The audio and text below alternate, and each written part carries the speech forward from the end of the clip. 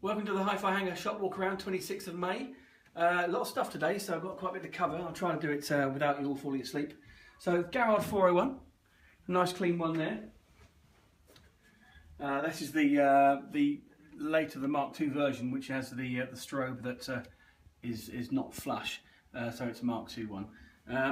Garrard 301 there, Schedule 2 oil bearing in nice condition, non-strobe platter. This is a Garrard DRD5. Which is basically a rebadged, well, it's not rebadged, but it's a reworked BBC spec Garrard from the 50s. So this would have been in a BBC recording studio at one point. It's got the little holes either side for their queuing device that the BBC used to use, and the lamp holder. This has basically been domesticated, so this has left the BBC and received Schedule 2 badging. Which looks much nicer than the old BBC badges. So they've put this nice plate on, which is actually the Schedule 2, which should be on a white one, not on a grey one. So it's you know, it's a domesticated version of the 301 ex BBC, and we've got an original idler wheel with that, and manuals for both. We've got the Stan Curtis Moth oak, super oak turntable there. That's our prototype we've seen before. We've got the Pure Sound A10. We've got an amazing 12-inch SME 3012 arm that's completely sealed and never been used. It's got the original bands. Everything is all brand new and never been out of the box. Straight head shell wires and all that sort of stuff. So there's every bag in here is still factory sealed. So that's very, very special. And along here we've got an Nottingham Analog space arm, an AT1005 arm, which is nice. Couple of Akai's, some cool stuff in the cabinet. We've got a 3009 SME there. We've got a Sony Pro Walkman, which is really cool. And down we have an RB300 Rager, a moth badged one. Another 3009 at the back there, and various things we normally have in the cabinet. Over here, another Garrard. This is a 4HF in great condition. Big Sony 3650. Here we have a pair of the Ditton 66 studio monitors. These are quite hard to get hold of. I think these are an early pair, apart from a bit of a sort of pot plant mark on the back one, which we will sort out. They're in lovely condition, basically unmarked. The other one's just as good. I haven't actually heard a pair of these before, so this is an interesting one for me because I've never actually heard of 66. I'll see what all the fuss is about later. Over here we have a transcriptor's reference with the original hydraulic arm. It's yet to be cleaned. We haven't touched this. The guy who's buying this doesn't want me to touch it. He wants to restore it himself. Nice Thorens 160B. A Lin Basic with an Akito. Worth mentioning the Lin arm. The Akito Mark I is really susceptible to bearing problems, and this one is no exception. The bearing's sticky on this one, so that'll be either a job for audio origami or something like that. Down here we've got a nice Beam Echo Avantic, which is a lovely tuner. A few sort of other normal bits we carry. And then we've got a pink triangle, Mark I, a PT1, with a clear top, so you can see all the stuff, the Aerolam chassis and all that gear with it, which is very nice. And it has a clear lid as opposed to a pink lid, so it's a bit of a sort of custom job. And here we have a full set of quad 306, FM4 and 36 Pre, which is lovely. A few more things down here. We've got a nice Marantz, I think it's a 7003, I think. A Sansui DAB. Nice Creek T40 and 4040 S2. There's a NAC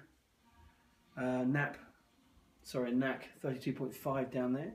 Elite trough line at the bottom and a Mission CD player.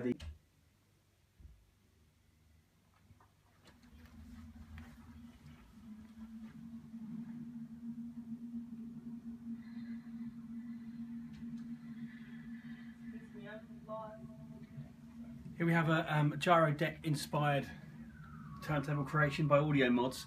The platter is gyro deck, the motor pod is as well. The arm pod I think is a sort of fettled arm pod from a gyro. It's a lovely looking thing.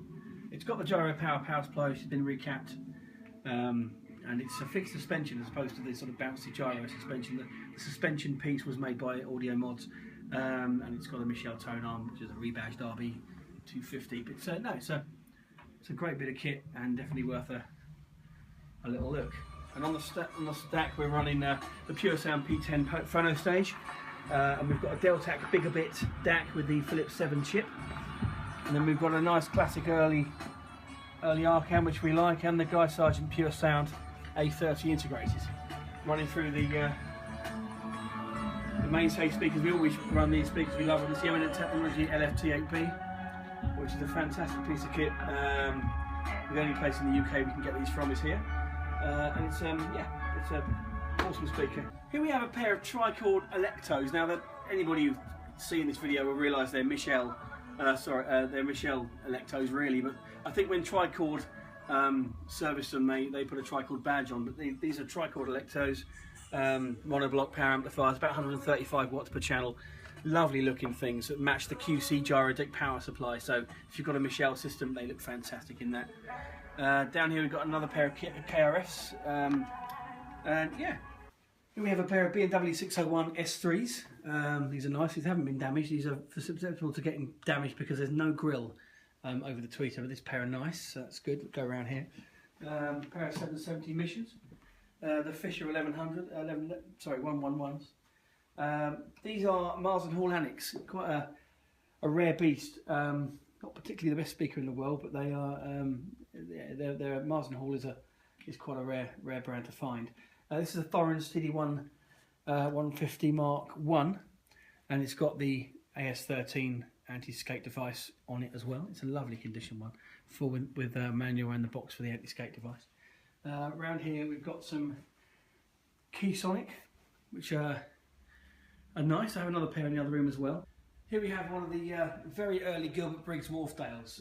This is turn of the 50s, probably 51, 52. It's massive. It weighs about 100 kilos. It's the full enclosure version, so it has the back as well.